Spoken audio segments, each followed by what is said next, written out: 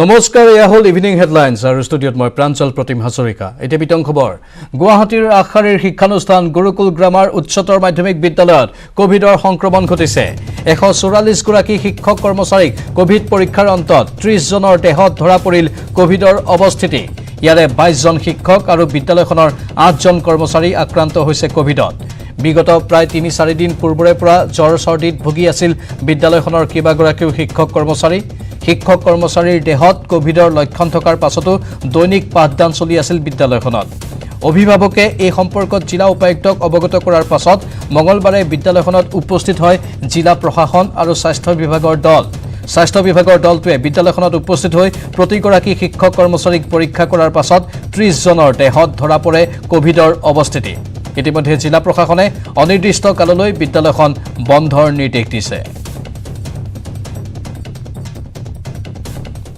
125 হল তাতে আপোনাৰ 22টাই পজিটিভ 22 জন পজিটিভ আৰু আপোনাৰ নন হে আৰু আপোনাৰ নন টিচাৰ সেইবোৰৰ আপোনাৰ তাতে কৰিলো আমি কেইজন কৰিলো 8 জন পজিটিভ তাতে টোটেল আপোনাৰ 144 টেষ্ট হৈছে তাতে আপোনাৰ 30 জনে পজিটিভ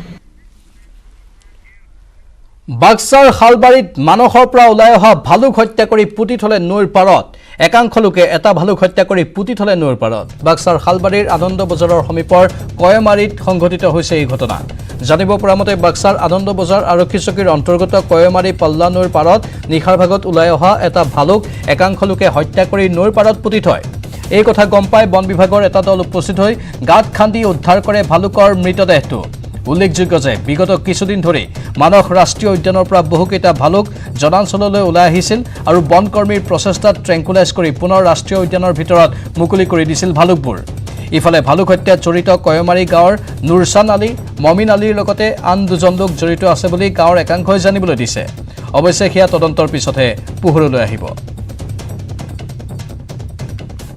হত্যা কৰা হৈছে এটো আমি হেড ইনজুৰি পাইছো আৰু মুখটো মাৰা হৈছে তাৰপিছত বস্তুটো হ'ল কি মানে সি ইফালে অহা ৰেকৰ্ড আগতো আছে তাৰমানে মই 2 বছৰমান আগতে শিয়ালমাৰী গাঁৱৰ পৰা এটা লৈ গৈছোঁ ইয়াৰ সমানে ঠিক তেনেকুৱা ছিজনতে আজি ধৰি লওক 2-3 মাহ ধৰি আমাৰ ভালুক অলপ ষ্ট্ৰে হৈ আছে গাঁৱৰ পিনে আৰু এইটো নদী আমাৰ পল্লা নদীৰ পাৰে মানে এনেকৈ এটা ৰাস্তা নিচিনা থাকে চাইডে সিহঁতে আহি খাই মানে এইখিনি জেগা পালে আৰু এতিয়া আমি ট্ৰেংকুলাইজ কৰি ধৰিব পাৰিলোঁ হয় মানে খুব এটা ডাঙৰ নহৈছিল আমি যি খবৰ পালোঁ হয় তাৰ লাইফটো ছেভ কৰিব পৰাৰ লগে লগে কিন্তু এতিয়া ঘটনাটো কোনে দেখিলে কোনে মাৰিলে এতিয়া একজেক্ট ময়ো এনে গম পোৱা নাই কিন্তু বেয়া লাগছে আৰু এইটো আমি ইজিলি তাক ৰেস্কিউ কৰিব পাৰিলোঁ গণবিচ্ছিন্ন হোৱা কংগ্ৰেছ দলত এতিয়া নাই এজনো ভাল নেতা সেইবাবে অসমত নিশ্চিহ্ন হোৱাৰ পথত আগবাঢ়িছে কংগ্ৰেছ দল মঙলবাৰে মেৰাপানীত পৰিষদীয় নিৰ্বাচনৰ প্ৰচাৰ চলাবলৈ আহি এনে আক্ৰমণাত্মক মন্তব্য কৰে অগপৰ কাৰ্যকৰী সভাপতি তথা স্বাস্থ্যমন্ত্ৰী কেশৱ মহন্তই তাৰোপৰি কংগ্ৰেছৰ কেইবাজনো নেতাই অসম গণ পৰিষদত অচিৰেই যোগদানৰ বাবে অগপ নেতৃত্বৰ সৈতে যোগাযোগ চলাই আছে বুলিও বিস্ফোৰক মন্তব্য কৰে স্বাস্থ্যমন্ত্ৰী কেশৱ মহন্তই মঙলবাৰে গোলাঘাটৰ 13 নম্বৰ কাছমাৰী ঠেঙাল পৰিষদীয় সমষ্টিত অগপ প্ৰাৰ্থীৰ হৈ প্ৰচাৰ চলাবলৈ আহি বিৰোধী কংগ্ৰেছ সম্পৰ্কত অধিক আক্ৰমণাত্মক হৈ পৰে মন্ত্ৰী কেশৱ মহন্ত মন্ত্ৰীগৰাকীয়ে দাবী কৰা মতে এইবাৰ ঠেঙাল কছাৰী পৰিষদীয় নিৰ্বাচনত আটাইকেইখন আসনেই লাভ কৰিব অগপ বিজেপি মিত্ৰজোঁটে অন্তঃকণ্ডলত জৰ্জৰিত কংগ্ৰেছ দল এইবাৰ পৰিষদীয় নিৰ্বাচনত ধূলিসাৎ হৈ পৰিব বুলি মন্তব্য কৰি মন্ত্ৰী কেশৱ মহন্তই বৰ্তমান অসমৰ ৰাইজ শাসকীয় মিত্ৰজোঁটৰ পক্ষত আছে আৰু সদায় থাকিব বুলি দাবী কৰে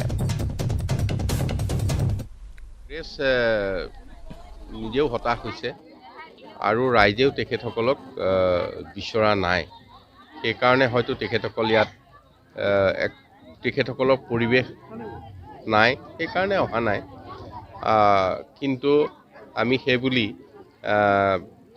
আমাৰ যিটো দায়িত্ব আমি সেইটো পালন নকৰিম তেনে নহয় আমি বিজেপি এজিপি মিত্ৰজোঁটে আমি খুব সুন্দৰ ঐক্যবদ্ধভাৱে ডক্টৰ হিমন্ত বিশ্ব শৰ্মাৰ নেতৃত্বত আমি আগবাঢ়িছোঁ আৰু এইবাৰ আমি 22টা সিটৰ এটা আমি ইতিমধ্যে আনকণ্টেষ্ট জিকিছোঁ ধেমাজিত আৰু 21টা সিটৰ 21টা সিটেই জিকিব এইটো আমাৰ আমি যোৱা 2 দিনৰ পৰা এইটো আমি নিশ্চিত কৰিব পাৰিছোঁ বিশিষ্ট ফটো সাংবাদিক তৰণীকান্ত বৰ্মন সৰণী বঁটা প্ৰদান কৰা হয় কাৰ্টুনিষ্ট প্ৰদীপ নাথক সোমবাৰে গড়কাপ্তানি বিভাগৰ প্ৰশিক্ষণ কেন্দ্ৰত প্ৰদান কৰা হয় এই বঁটা ক্ৰীড়া মন্ত্ৰী বিমল বৰা সাংসদ অজিত ভূঞা ৰিপুণ বৰা ভুৱনেশ্বৰ কলিতা আৰক্ষী সঞ্চালক প্ৰধান ভাস্কৰজ্যোতি মহন্ত কমলপুৰৰ বিধায়ক দিগন্ত কলিতা আৰু বিশিষ্ট সাহিত্যিক সাংবাদিক কনক সেন ডেকাৰ উপস্থিতিত প্ৰদান কৰা হয় এই বঁটা বঁটাত 20,000 টকাৰ লগতে আছে এখন প্ৰশস্তি পত্ৰ প্ৰত্যেক 2 বছৰৰ মূৰে মূৰে প্ৰদান কৰা হ'ব এই বঁটা আগন্তুক বছৰত ফটো সাংবাদিকক প্ৰদান কৰা হ'ব তাৰিণীকান্ত বৰ্মন সৌৰণী বঁটা বঁটা প্ৰদান অনুষ্ঠানত বিশিষ্ট সাংবাদিক সাহিত্যিক কনকচেন ডেকাই প্ৰয়াত ফটো সাংবাদিক তাৰিণীকান্ত বৰ্মনক চিত্ৰজ্যোতি উপাধিৰে বিভূষিত কৰে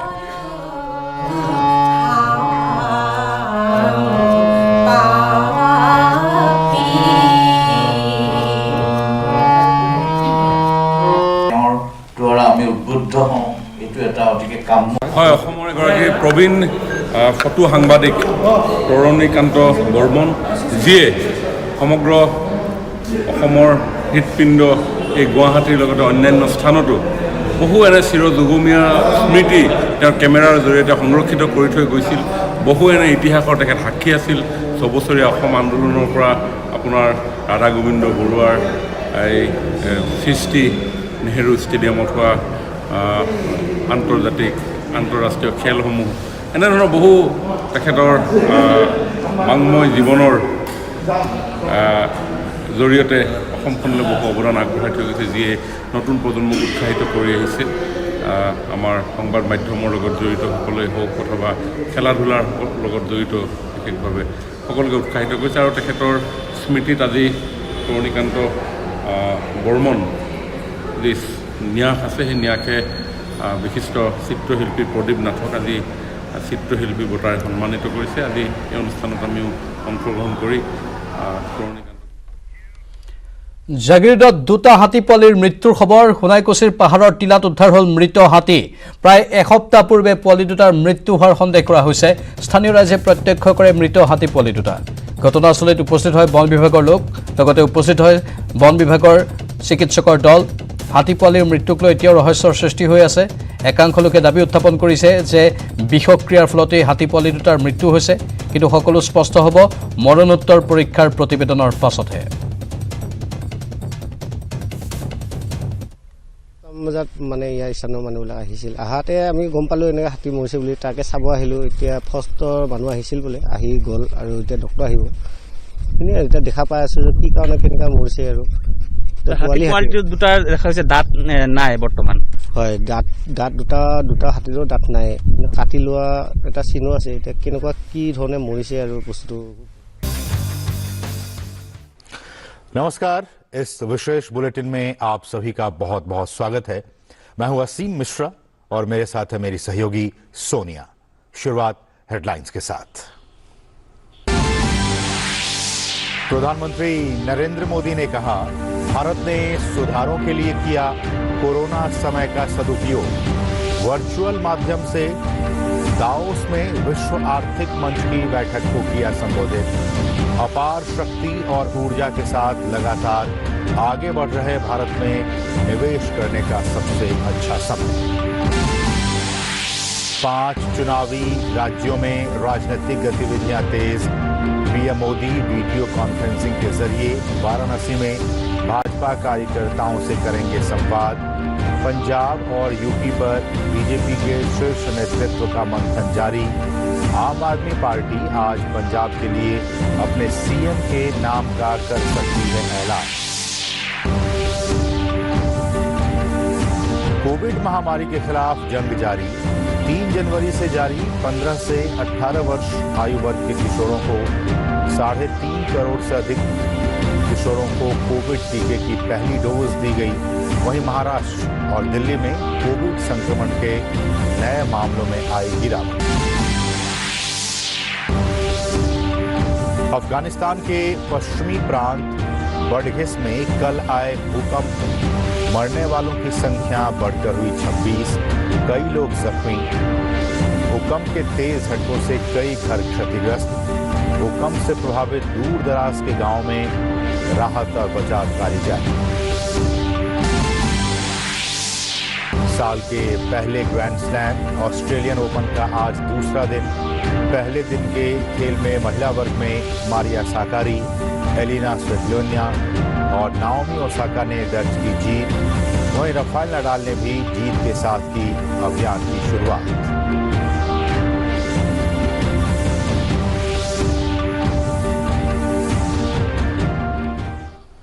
और अब सभी खबरें विस्तार से। प्रधानमंत्री नरेंद्र मोदी ने विश्वास व्यक्त किया है कि भारत आने वाले समय में समग्र विश्व की आशा और आकांक्षाएं पूरी करेगा। दावोस विश्व आर्थिक मंच शिखर सम्मेलन को वर्चुअली संबोधित करते हुए पीएम ने कहा कि भारत अपार शक्ति और ऊर्जा के साथ लगातार आगे बढ़ रहा है।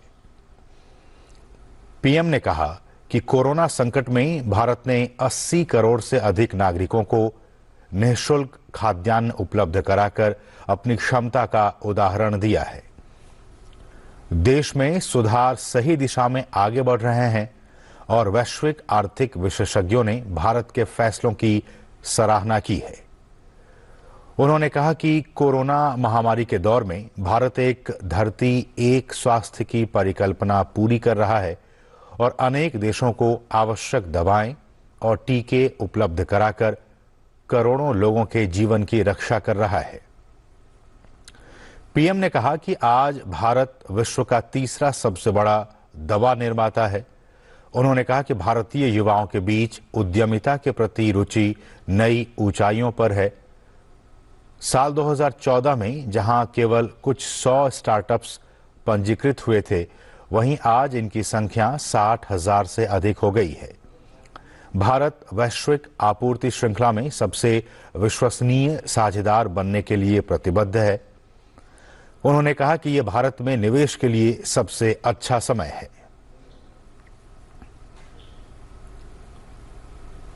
प्रधानमंत्री नरेंद्र मोदी आज सुबह 11 बजे वीडियो कॉन्फ्रेंसिंग के जरिए वाराणसी में भाजपा कार्यकर्ताओं से बातचीत करेंगे। चुनाव आचार संहिता लागू हो जाने के बाद अपने निर्वाचन क्षेत्र के पार्टी कार्यकर्ताओं से ये पीएम का पहला संवाद होगा। पीएम लगभग 11 बजे नमो ऐप पर कार्यकर्ताओं से बातचीत करेंगे। इसके लिए नमो ऐप पर सुझाव भी मांगे गए हैं। दरअसल यूपी में 7 चरणों में मतदान होना है। पहले चरण का मतदान 10 फरवरी को होगा।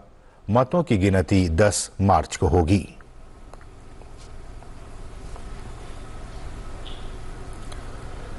पांचों चुनावी राज्यों में सियासी सरगर्मियां तेज होती जा रही है। दिल्ली में कल भाजपा के शीर्ष नेतृत्व का पंजाब के कोर ग्रुप के साथ चुनावी मंथन हुआ, जिसमें पार्टी की रणनीति और टिकटों के आवंटन पर चर्चा हुई।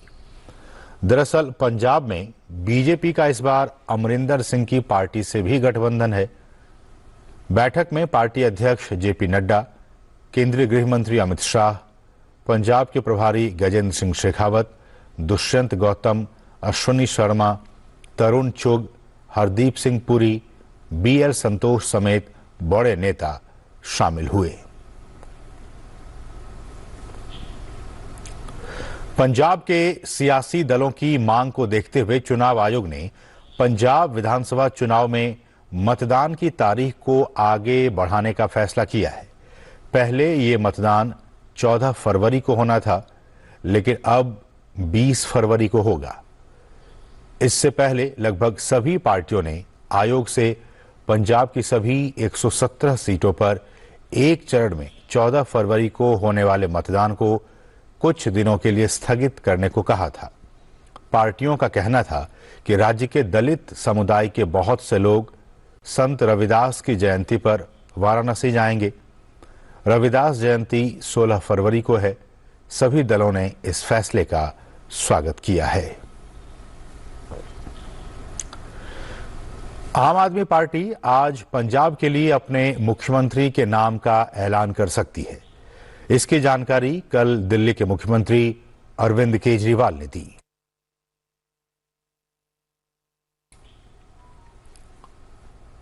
देश में 157 करोड़ 91 लाख से अधिक कोविड रोधी टीके लगाए जा चुके हैं। स्वास्थ्य मंत्रालय ने बताया है कि 68 लाख 95 हजार से अधिक टीके कल लगाए गए। अब तक 50,56,000 से अधिक एहतियाती टीके लगाए गए हैं। केंद्रीय स्वास्थ्य मंत्री मनसुख मांडविया ने कहा है कि इस साल 3 जनवरी से अब तक 15 से 18 वर्ष आयु वर्ग के 3.5 करोड़ से अधिक किशोरों को कोविड टीके की पहली डोज दी जा चुकी है। मांडविया ने एक ट्वीट में कोरोना टीके लगवा चुके युवाओं को बधाई दी। उन्होंने कहा कि युवाओं में कोविड टीकाकरण के लिए उत्साह जबरदस्त देखा जा रहा है। वहीं महाराष्ट्र में कल कोरोना संक्रमण के मामलों में गिरावट देखी गई। राज्य में पिछले 24 घंटों में 31,111 नए कोविड मामले दर्ज किए गए। कल एक दिन में 24 मरीजों की मृत्यु हुई। इस बीच राज्य में एक दिन में 29,092 व्यक्ति स्वस्थ होकर घर गए। राज्य में एक्टिव केसेस बढ़कर 2,67,334 हो गए हैं, जबकि एक दिन में 122 ओमिक्रॉन के मामले सामने आए हैं। मुंबई में कल 5,956 नए कोविड मामले सामने आए और 12 लोगों की मौत हुई। वहीं दिल्ली में पिछले 24 घंटे में कोरोना के 12,527 नए मामले सामने आए, जबकि पिछले 24 घंटे में 24 मरीजों की मौत हुई है। दिल्ली में कोरोना की संक्रमण दर 27.99% हो गई है। एक्टिव केसेस की संख्या घटकर 83,982 हो गई है। वहीं 18,340 लोग रिकवर हुए हैं।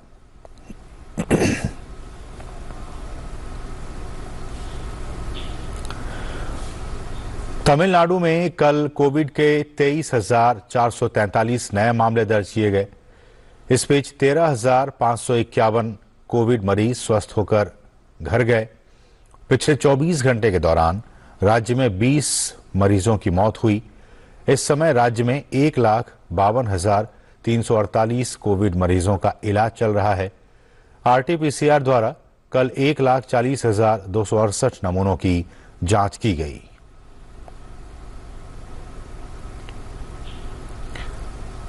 वहीं जम्मू कश्मीर में कोविड संक्रमण के 2,827 मामले सामने आए हैं, जिनमें 1,093 जम्मू डिवीजन में जबकि 1,734 कश्मीर घाटी में दर्ज किए गए हैं। इसके साथ ही प्रदेश में कोविड के मामलों की संख्या बढ़कर 3,62,200 हो गई है। अफगानिस्तान के पश्चिमी प्रांत बडघिस में कल आए भूकंप में मरने वालों की संख्या बढ़कर 26 हो गई है। वहीं कई लोग घायल बताए जा रहे हैं। भूकंप के तेज झटके से कई घर क्षतिग्रस्त हो गए। अधिकारियों ने आशंका जताई है कि मरने वालों की संख्या बढ़ सकती है, क्योंकि भूकंप से प्रभावित हुए दूर दराज के गांव में अभी भी राहत और बचाव कार्य जारी है।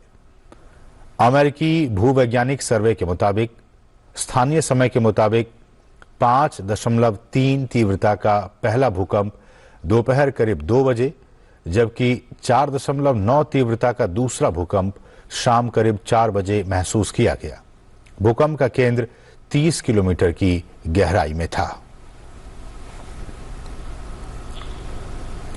सूडान में सैन्य तख्तापलट को लेकर सड़कों पर विरोध प्रदर्शन और भी तेज हो गया है। कल राजधानी खार्तूम में विरोध प्रदर्शन में शामिल लोगों पर सूडानी सेना की गोलीबारी में 7 प्रदर्शनकारियों की मौत हो गई, जबकि कई अन्य घायलों का अस्पतालों में इलाज चल रहा है। सेना ने राष्ट्रपति महल की तरफ बढ़ रहे हजारों प्रदर्शनकारियों पर आंसू गैस के गोले दागे और उन्हें आगे बढ़ने से रोक दिया। सेना ने 25 अक्टूबर को प्रधानमंत्री अब्दुल्ला हमदोक की सरकार को सत्ता से बेदखल कर दिया था। उसके बाद से जारी विरोध प्रदर्शन में ये एक दिन में सबसे ज्यादा मौतें हैं। सेना की कल की कार्रवाई के बाद विरोध आंदोलन को और भी तेज करने की बात कही गई है। साल के पहले ग्रैंड स्लैम ऑस्ट्रेलियन ओपन का आज दूसरा दिन के मुकाबले शुरू हो चुके हैं। आज डैनियल मेदवेदेव, डैन इवांस सहित कई दिग्गज खिलाड़ी मैदान पर उतरेंगे। इससे पहले खेल खत्म होने तक महिला वर्ग के मुकाबले में टेनिस स्टार मारिया साकारी, एलिना स्वेतलिना और नाओमी ओसाका ने जीत दर्ज कर अगले दौर में पहुंच चुकी हैं। वहीं पुरुष वर्ग में स्टार खिलाड़ी राफेल नडाल ने भी जीत के साथ अभियान की शुरुआत करते हुए दूसरे दौर में जगह बनाई है। दूसरे दौर में नडाल यानिक हाफमान से भिड़ेंगे।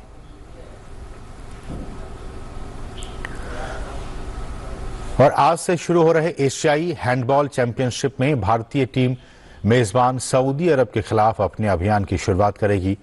आज से शुरू हो रहा ये टूर्नामेंट 31 जनवरी तक चलेगा। एशियाई हैंडबॉल चैंपियनशिप में भारत चौथी बार हिस्सा ले रहा है। इससे पहले भारतीय टीम साल 1979, 1995 और 2018 में इस टूर्नामेंट में हिस्सा ले चुकी है। वहीं साल 1979 में 5वां स्थान हासिल करना भारतीय टीम का अब तक का सर्वश्रेष्ठ प्रदर्शन है। तो इस बुलेटिन में बस इतना ही। हमें दीजिए अनुमति। नमस्कार।